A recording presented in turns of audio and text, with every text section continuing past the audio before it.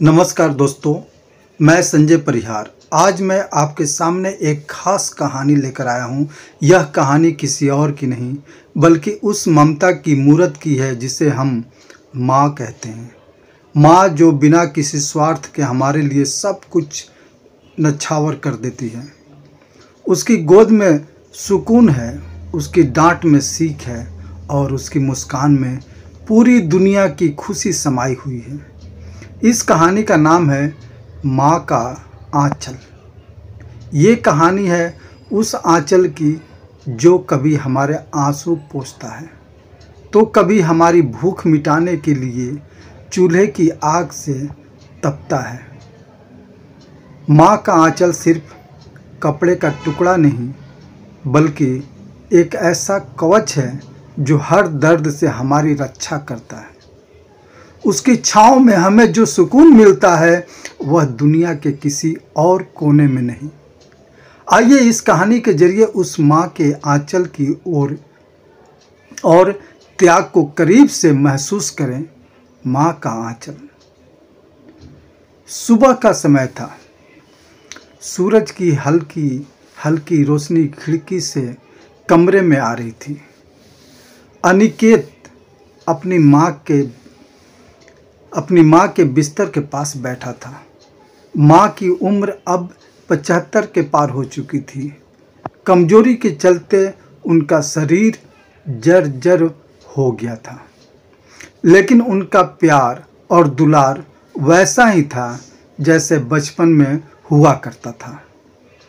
अनिकेत ने माँ का हाथ अपने हाथों में लेते हुए कहा, माँ, आज भी याद है जब स्कूल में मेरी पेंसिल टूट जाती थी और आप बिना देर किए नई पेंसिल लेकर आ जाती थी। माँ हल्के से मुस्कुराई। उनकी आंखों में वो पुरानी यादें तैरने लगी। उन्होंने धीमी आवाज में कहा, बेटा, माँ का काम ही यही होता है, बच्चों की हर छोटी बड़ी ज़रूरत पूरी करना। और उनके चेहरे पर मुस्कान देखना ही मेरी ज़िंदगी का सबसे बड़ी खुशी थी। अनिकेत की आंखों में आंसू आ गए।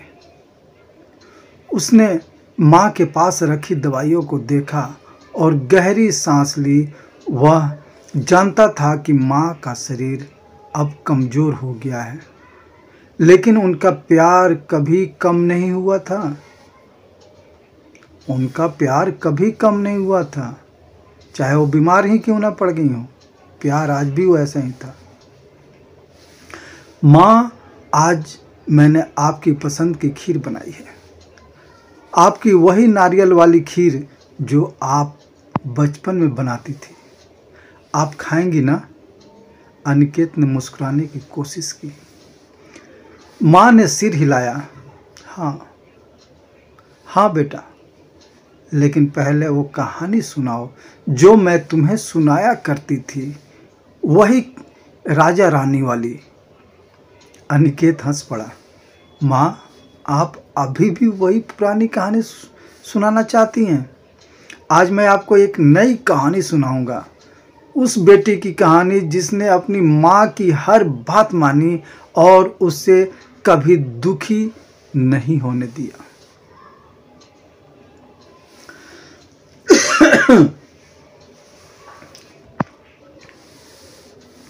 माँ ने मुस्कुराते हुए कहा, तो फिर जल्दी सुनाओ, मैं सुनना चाहती हूँ। अनिकेत ने माँ के पास बैठकर धीरे धीरे कहानी सुनानी शुरू की, लेकिन उसकी कहानी में माँ ही नायिका थी। वह उन दिनों की बात करने लगा जब माँ ने खुद भूखा रहकर उसे खाना खिलाया था, जब वह बीमार पड़ा था और माँ ने रात रात भर जगकर उसकी देखभाल की थी। माँ, मैंने कभी आपको नहीं बताया, लेकिन आप मेरी दुनिया हैं। मैंने जो कुछ भी सीखा है वो आपसे ही सीखा है।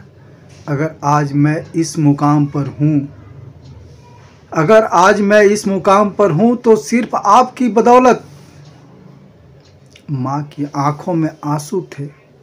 उन्होंने अनिकेत के सिर पर हाथ रखा और कहा, बेटा मुझे तुझ पर गर्व है और बस यही दुआ है कि तू हमेशा हमेशा खुश रहे। हमेशा मेरी दुआ तुम्हारे साथ रहे। अनिकेत ने माँ को खीर खिलाई। अब माँ ने एक चम्मच खीर खाकर कहा, बिल्कुल वैसा ही बना है जैसी मैं बनाती थी। माँ मुस्कुराई, लेकिन अनिकेत को पता था कि यह मुस्कान अब लंबे समय तक नहीं रहने वाली। कुछ दिनों के बाद माँ ने अनिकेत का हाथ थामे थामे इस दुनिया को अलविदा कह दिया। माँ के बिना घर सूना हो गया था, लेकिन अनिकेत के दिल में उनकी यादें और प्यार हमेशा जिंदा थे। माँ की हर बात, हर आदत उसकी जिंदगी का हिस्सा बन गई थी। माँ कभी जाती नहीं, वे हमारे दिलों में हमेशा जिंदा रहती हैं। माँ का सम्मान करें, उन्हें जीते जी प्यार और खुशी दें। यह कहानी कैसी लगी कमेंट करके ज़रूर बताएं और पोस्ट को शेयर